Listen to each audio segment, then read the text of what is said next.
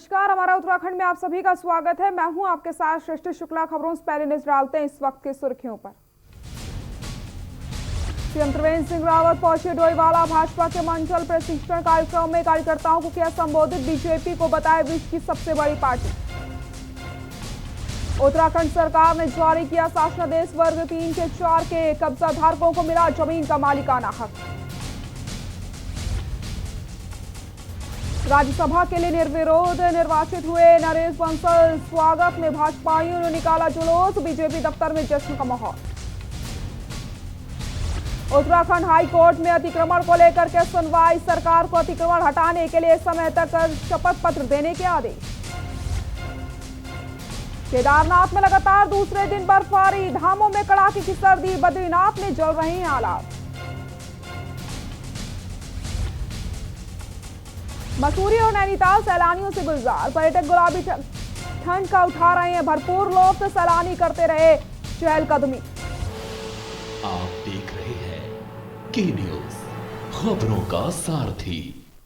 देहरादून से बड़ी खबर आपको बता देते हैं। युवा कांग्रेस द्वारा शुरू की गई है नई मुहिम।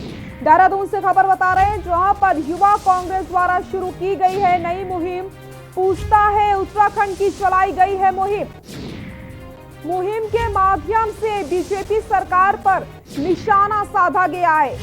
मुहिम का मुख्य उद्देश्य प्रदेश में लगातार बढ़ती बेरोजगारी है। बता दें आपको, इस मुहिम की मुख्य उद्देश्य जो है बेरोजगारी को लेकर के है। फॉरेस्ट गार्ड परीक्षा के पद जल्द भरे जाएं, युवा कांग्रेस का कहना है। युवा कांग्रेस 6 मुद्दे पर देगी प्रदेश में धरना। आपको बताते चले, जो युवा कांग्रेस है 6 मुद्दे को लेकर के प्रदेश में धरना देगी। मुहिम का उद्देश्य प्रदेश में लगातार बढ़ती बेरोजगारी है। युवा कांग्रेस द्वारा शुरू की गई है ये नई मुहिम। पूछता है उत्तराखंड चलाई जा रही है मुहिम, जिसमें बेरोजगारी को लेकर के मुद्दे उठाए जाएंगे। लगातार जो बेरोजगारी बढ़ रही है उसको लेकर के यहां पर मुद्दे उठाए जाएंगे।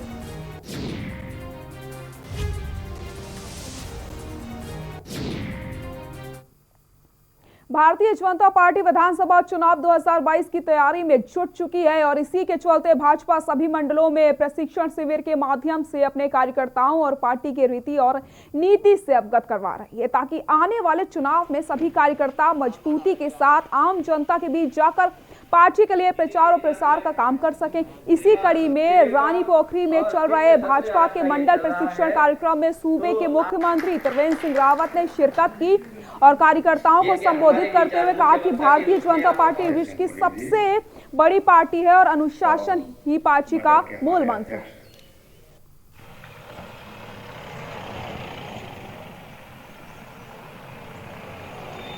और ये 2 दिवसीय प्रशिक्षण शिविर हैं, जिसमें हमारे मंडल के जो कार्यकारिणी के लोग हैं और जो पदाधिकारी हैं उनको प्रशिक्षित किया जाएगा। इसके बाद जिला स्तर के हमारे प्रशिक्षण शिविर होंगे और फिर हमारे जो जनप्रतिनिधि हैं उनके प्रशिक्षण शिविर होंगे। तो ये प्रशिक्षण शिविर पार्टी के जो काम का तरीका है, काम की पद्धति है, उसके अंतर्गत ये कार्यक्रम हो रहे हैं। तो मैं, क्योंकि डोईवाला विधानसभा मैं यहाँ से विधायक भी हूँ। नैनीताल की 65 वर्षीय महिला विमला देवी आज की युवा पीढ़ी के लिए एक मिसाल हैं। जिस उम्र में लोग घरों में आराम करते हैं, उस उम्र में इनका जज्बा इनकी उम्र को मात दे रहा है। कूची रंग बानिस पर इनके हाथ इतनी तेजी से चलते देखकर आप भी चौंक जाएंगे। ये रिपोर्ट देखिए।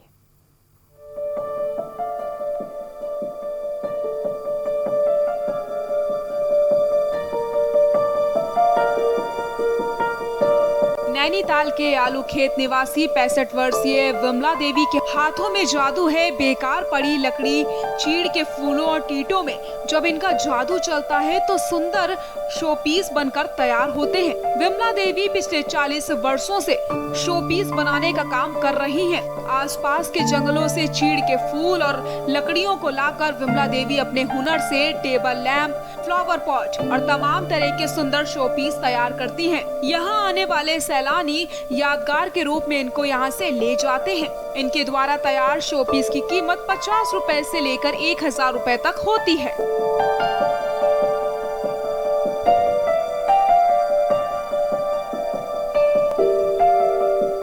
बता बता दें, विमला देवी इस काम से अपने परिवार का भरण पोषण कर रही हैं। साथ ही साथ प्रधानमंत्री के वोकल फॉर लोकल मिशन को भी साकार कर रही हैं। विमला देवी उदाहरण है उन लोगों के लिए जो हर छोटी छोटी बात के लिए सरकारों को कोसते हैं।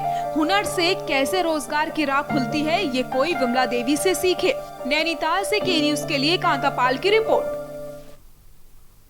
उत्तराखंड के उच्च हिमालय में लगातार दूसरे दिन भी बर्फबारी का दौर जारी रहा। बद्रीनाथ, केदारनाथ, गंगोली और यमुनोत्री के आसपास की पहाड़ियों पर बर्फबारी हुई है। केदारनाथ धाम में भी देर शाम हल्का हिमपात हुआ।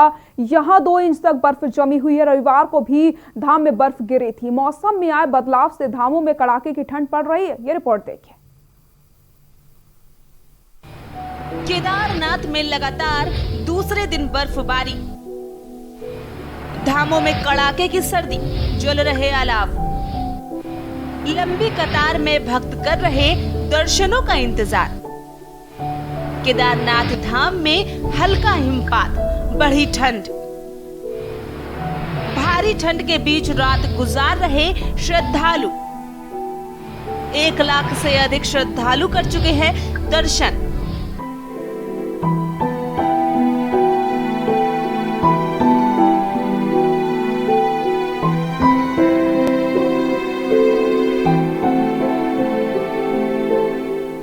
केदारनाथ धाम में सीजन की दूसरी बार बर्फबारी हुई है, जिस कारण धाम में काफी ठंड बढ़ गई है।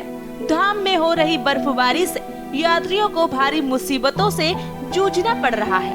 पहले ही धाम में यात्रियों की संख्या बढ़ने के कारण रहने की व्यवस्था नहीं है। ऊपर से बर्फबारी के कारण यात्री ठंड में ठिठुरने के लिए मजबूर हैं। उनके लिए अलाव तक की कोई व्यवस्था नहीं की गई। तीर्थ यात्री किसी तरह धाम में रात काटने को मजबूर हैं। वहीं केदारनाथ पहुंचने वाले श्रद्धालुओं की संख्या 1 लाख के पार हो चुकी है। ऐसे में अगले वर्ष के लिए यात्रा को शुभ माना जा रहा है। बता दें कि केदारनाथ धाम में सीजन की दूसरी बर्फबारी हुई है। धाम में 2 इंच तक बर्फबारी हुई, जिस कारण धाम में काफी ठंड बढ़ गई है। केदारपुरी के अलाव की कोई व्यवस्था प्रशासन की ओर से नहीं की गई है, जिस कारण यात्री ठंड में ही रात काटने को मजबूर है। धाम में शंकराचार्य समाधि स्थल के साथ ही अन्य कार्य चल रहे हैं, जिसमें बर्फबारी बाधा बन रही है। वहीं दूसरी ओर केदारनाथ पहुंचने वाले श्रद्धालुओं का आंकड़ा 1 लाख के पार पहुंच चुका है। आपको बता दें, यात्रियों की संख्या बढ़ती तब शुरू हुई जब देश भर के श्रद्धालुओं को 4 धाम आने की अनुमति में छूट मिली। यात्रा शुरू होने से अब तक 1,136 यात्री बाबा केदार के दर्शन कर चुके हैं। केदार घाटी में चहल पहल काफी हो रही है, जिससे तीर्थ पुरोहित, व्यापारियों व होटल कारोबारियों के चेहरों पर मुस्कान साफ देखने को मिल रही है। रुद्रप्रयाग से के न्यूज के लिए रोहित डिमरी की रिपोर्ट।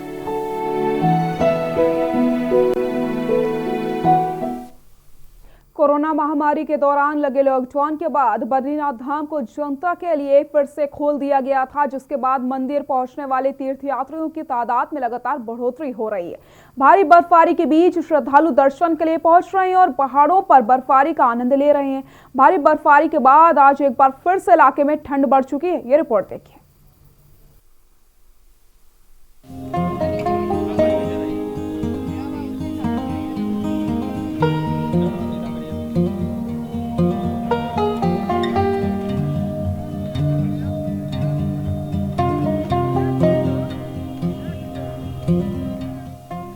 बर्फबारी के बीच श्रद्धालु बद्रीनाथ धाम में दर्शन के लिए पहुंच रहे हैं। उत्तराखंड के चमोली इलाके में भारी बर्फबारी हुई, जिसकी वजह से बद्रीनाथ धाम बर्फ से ढक गया। उत्तराखंड के नीलकंठ और नर नारायण पहाड़ों में ताजा बर्फबारी हुई, जबकि हेमकुंड साहिब भी बर्फ से ढक गया। भारी बर्फबारी के बाद आज एक बार फिर इलाके में ठंड बढ़ गई है। कोरोना महामारी के दौरान लगे लॉकडाउन के बाद बद्रीनाथ धाम को जनता के लिए एक बार फिर खोल दिया गया था, जिसके बाद मंदिर पहुंचने वाले श्रद्धालुओं की तादाद में लगातार बढ़ोतरी हो रही है।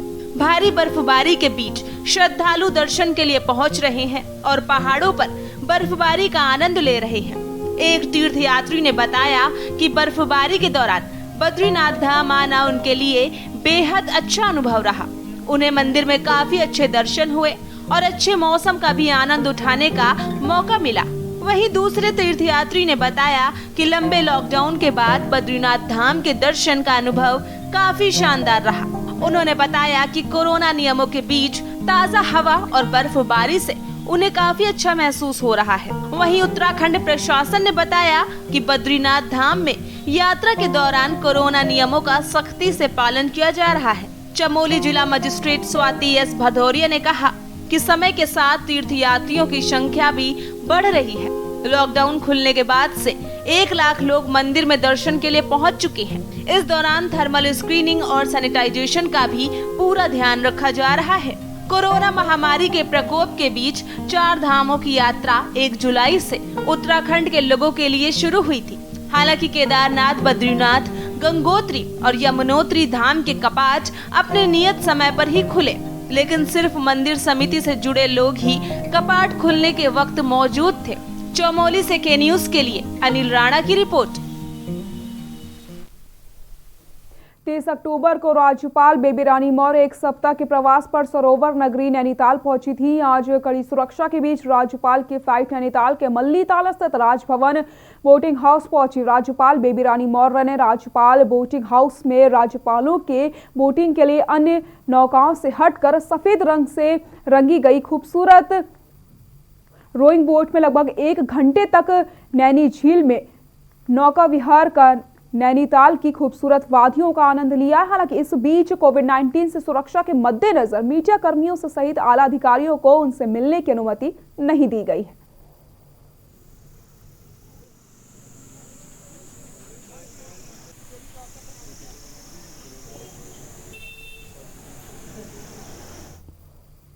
रक्षा अनुसंधान एवं विकास संगठन DRDO में रीना कंटारी का चयन होने पर मंदाकिनी टैक्सी यूनियन की ओर से उनके पिता हीरा सिंह कंटारी का फूल मालाओं से स्वागत किया गया। इस मौके पर चालकों ने श्री कंटारी की मिठाई खिलाकर ढेर सारी बधाइयां दी हैं। रीना मूल रूप से धनपुर क्षेत्र की पीड़ा खैरपाणु गांव की निवासी हैं। कड़ी मेहनत की बदौलत रीना का चयन रक्षा अनुसंधान एवं विकास संगठन बेंगलुरु में वैज्ञानिक राजपत्रित अधिकारी के रूप में हुआ है। DRDO भारत की रक्षा से जुड़े अनुसंधान कार्यों के लिए जानी जाती है। ये संगठन रक्षा मंत्रालय की अनुषंगागिक इकाई के रूप में काम करता है। रीना के पिता पेशे से चालक हैं। बेटी के चयन के बाद चालकों में खुशी का माहौल बन गया। मंदाकिनी टैक्सी यूनियन की ओर से पिता हीरा सिंह कंटारी का फूल मालाओं से स्वागत किया जाता है। वाहन चालकों ने खुशी जाहिर करते हुए कहा कि हमारे जनपद के लिए गौरव की बात है।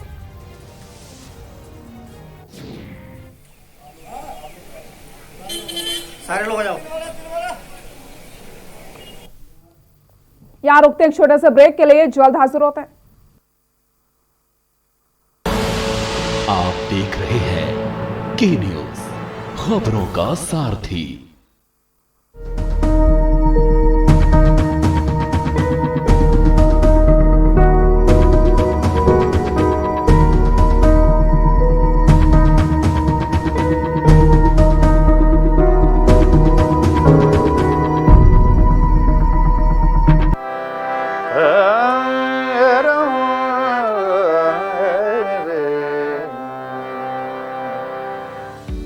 घंटों रियाज करना पड़ता है एक ब्लॉकबस्टर गाना बनाने के लिए, लेकिन डेंगू जैसी बीमारी को हराने के लिए हमें बस 10 मिनट निकालने हैं। एक सिंपल सा काम करना है।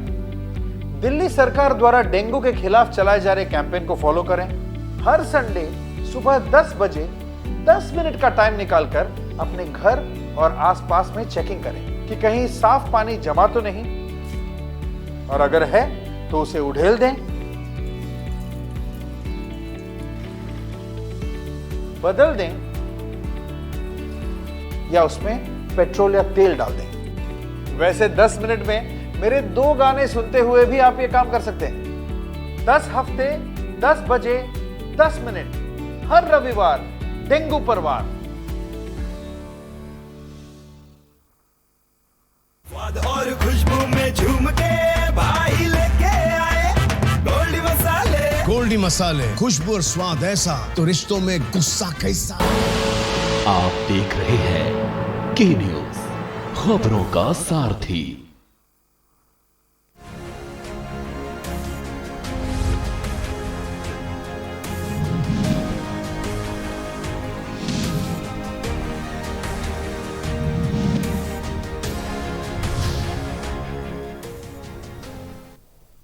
ब्रेक के बाद एक बार फिर से आप सभी का स्वागत है। उत्तराखंड की शांत वादियों की बात ही अलग है। यहाँ आपको नेचुरल ब्यूटी, सुकून और शांति के अलावा एक ऐसा एहसास भी मिलता है जिसे शब्दों में बयां नहीं किया जा सकता है। ऐसी उत्तराखंड की खूबसूरत वादियों में बसा है गुलाबी कांटा। ये रिपोर्ट देखिए।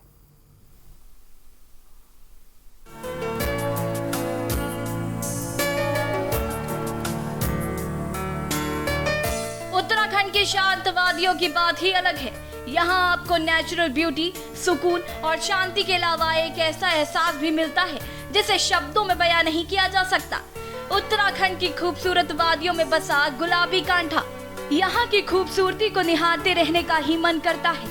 सूरज की किरणें जब बर्फ से ढके पहाड़ पर पड़ती हैं, तो मानो ऐसा लगता है कि सुबह पहाड़ सूरज की रोशनी में नहा कर आए हों। यहाँ की ठंडी और ताज़ी हवाओं में महसूस की जा सकती है। आप खूबसूरती के अलावा यहाँ के एडवेंचर एक्टिविटी का भी लुत्फ उठा सकते हैं।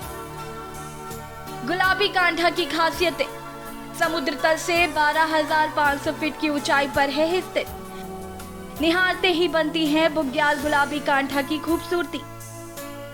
उत्तरकाशी से यमुनोत्री हाईवे पर हनुमान चट्टी तक 150 किलोमीटर की दूरी वाहन से तय करनी पड़ती है। हनुमान चट्टी से ही गुलाबी कांठा का पैदल ट्रैक शुरू होता है। यहाँ से 3 किलोमीटर की दूरी पर कंडोला थात और फिर 7 किलोमीटर की दूरी पर सीमा टॉप पड़ता है। गुलाबी कांठा से डोडी ताल, दयारा बुग्याल और यमुना नदी के उद्गम स्थल कालिंदी पर्वत तक भी पर्यटक आसानी से पहुँच सकते हैं। गुलाबी कांठा तक ट्रैकिंग कराने वाले स्थानीय युवा विजय सिंह और जगवीर सिंह बताते हैं कि ITBP के जवानों की मदद से उन्होंने हनुमान चट्टी से 10 किलोमीटर का ट्रैक तैयार किया है। आपको बता दें कि ट्रैकिंग अभियान की शुरुआत मीरा रावत ने 2017 में की। वहीं ट्रैकिंग व्यवसाय को अपनाकर अन्य महिलाओं के लिए भी मिसाल पेश की। बीते 3 सालों से वो पहाड़ में स्वरोजगार को बढ़ावा देने के लिए जहां हेरिटेज ट्रैकिंग को प्रमोट कर रही हैं, तो वहीं यमुना घाटी में पहाड़ी संस्कृति को समृद्ध करने में भी जुटी हैं। वो कहती हैं कि पहाड़ के हर गांव में ट्रैकिंग रूट है जो सिर्फ गांव ही नहीं, पहाड़ की संस्कृति और सभ्यता को भी जोड़ते हैं। इसी कारण उन्होंने पहाड़ का भोजन, होम स्टे और पौराणिक स्थलों को भी अपने ट्रैकिंग चार्ट में शामिल किया है। उत्तरकाशी से अनिल रावत की स्पेशल रिपोर्ट।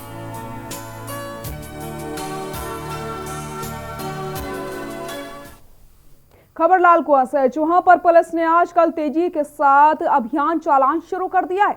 क्या अंडरलोड, क्या ओवरलोड, सभी गाड़ियों के दस्तावेज चेक करके ही उनको सीमा से बाहर जाने के आदेश दिए जा रहे हैं। जिनके पास कागज मौके पर नहीं और गाड़ियों में जो भी गड़बड़ियां हो उसके मद्देनजर उनके चालान किए जा रहे हैं।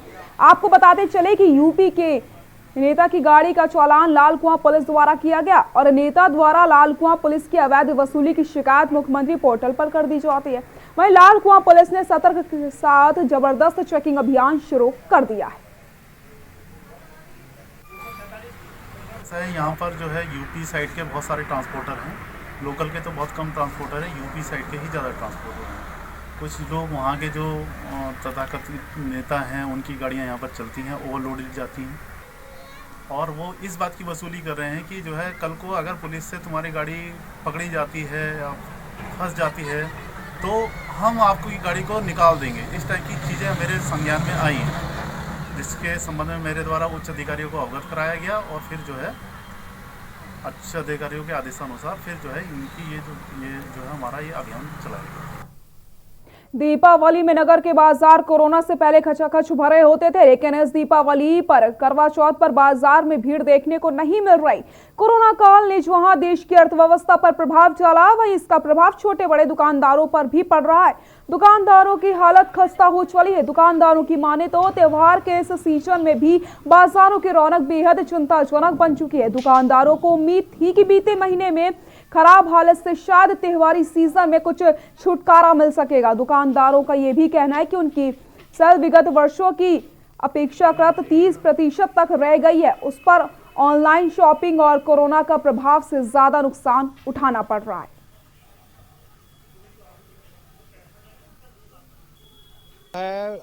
अब पब्लिक जो है काफ़ी डरी हुई है, काफ़ी सहमी हुई है और त्योहारों पर भी काफ़ी फ़र्क पड़ रहा है। पिछले साल से 30-40% का करीब कमी आ रही है व्यापार में।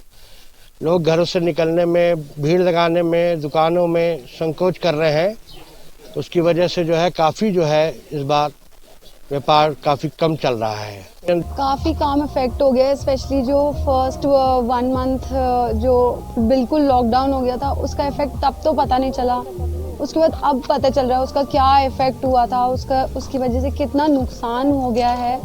अभी भी जितना काम यूजुअली एक साल में या त्योहार के टाइम पे होता था उससे बिल्कुल हाफ काम हो गया है। राजधानी देहरादून में अनुसूचित जनजाति के कांग्रेस प्रदेश अध्यक्ष राजकुमार ने कांग्रेस मुख्यालय में प्रेस वार्ता करके भाजपा सरकार पर निशाना साधा। इस दौरान महानगर अध्यक्ष लालचंद शर्मा सहित कई कार्यकर्ता मौजूद रहे। वहीं पत्रकार वार्ता के दौरान राजकुमार ने भाजपा सरकार पर आरोप लगाते हुए कहा कि सरकार अनुसूचित जाति के लोगों को अनदेखा कर रही है, जिसका खामियाजा समुदाय को भुगतना पड़ रहा है। साथ ही साथ कांग्रेस ने इस मुद्दे को लेकर के 1 दिवसीय धरना प्रदर्शन की चेतावनी दी। इस प्रकार से जब से प्रदेश में भाजपा की सरकार आई है तब से ही प्रदेश में अनियमितताओं का माहौल है। किसी भी मुद्दे को लेकर सरकार गंभीर नजर नहीं आई है। तो इन्हीं सरकार की जो विफलताएं, इसको लेकर युवा कांग्रेस उत्तराखंड द्वारा एक मुहिम चलाई जा रही है, पूछता है उत्तराखंड। उसी के अंतर्गत आज से देहरादून युवा कांग्रेस और देहरादून में इसका प्रारंभ हुआ है। इसके अंतर्गत युवा कांग्रेस प्रत्येक विधानसभाओं में जाकर, प्रत्येक वार्डों में जाकर विरोध प्रदर्शन करेगी, पदयात्रा निकालेगी और सरकार की जो जन विरोधी नीतियां हैं इसको लेकर लोगों के बीच में जाएगी। जो हमारे मुख्य मुद्दे हैं, इसमें सबसे बड़ा जो हमारा मुद्दा है बेरोजगारी है।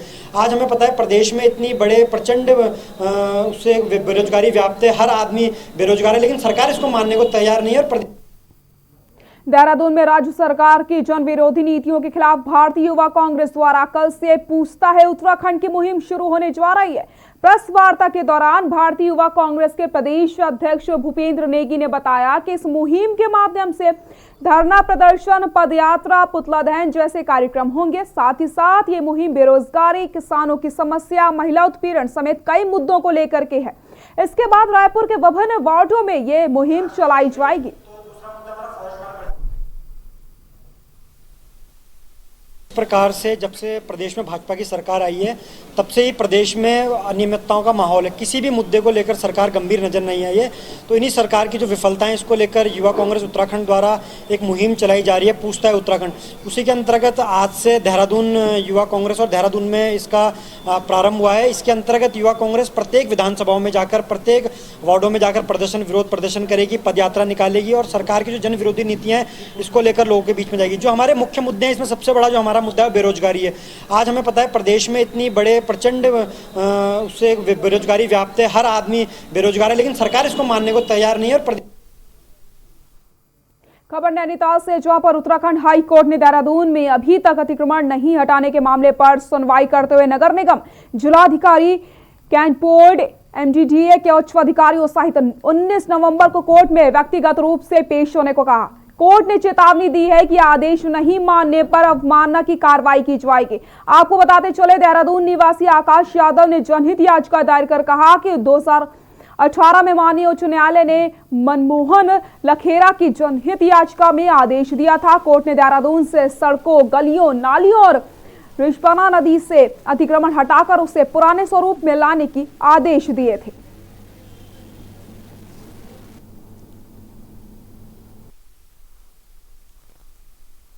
देहरादून में अतिक्रमण हटाने में विफल होने पर तथा हटाए गए अतिक्रमणों के पूर्ण स्थापित होने के रोकने पर विफल होने पर आज माननीय उच्च न्यायालय ने प्रशासन के उच्च अधिकारियों को 19 तारीख को हाईकोर्ट में प्रस्तुत होने का आदेश दिया है तथा संतुष्ट न होने पर कंटेम्प्ट के चार्जेस फ्रेम करने के लिए तिथि नियत की है।